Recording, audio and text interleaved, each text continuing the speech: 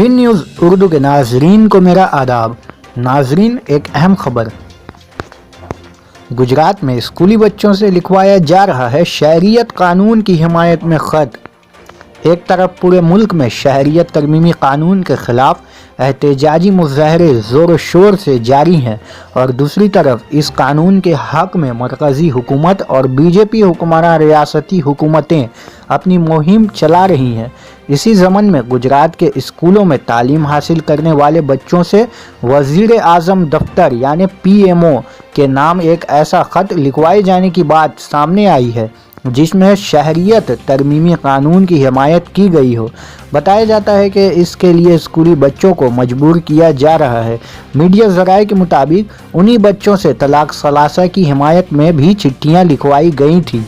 इस सिलसिले में हुकूमत गुजरात के एक अफसर से जब बात की गई तो उन्होंने ख़त लिखने के लिए बच्चों को मजबूर किए जाने जैसी बातों को मुस्तरद कर दिया। उन्होंने कहा कि इस तरह की कोई हिदायत जारी नहीं हुई है।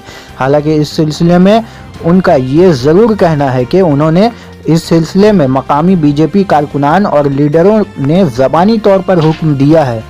बताया जाता है कि स्कूली बच्चों को पहले से तहरीर करदा एक ख़त ब्लैक बोर्ड पर लिख कर उसे कॉपी करने के लिए कहा जा रहा है। ये ख़त एक नामालूम ज़राए ने वायरल कर दिया है जिसमें हर स्कूली बच्चों को कम से कम 50 पोस्ट कार्ड साफ तहरीर में PMO को भेजने के लिए कहा गया है। काबिल ज़िक्र है कि गुजरात में बीजेपी के लीडर शहरियत कानून NRC और NRP किसी भी बहस से परहेज़ कर रहे हैं।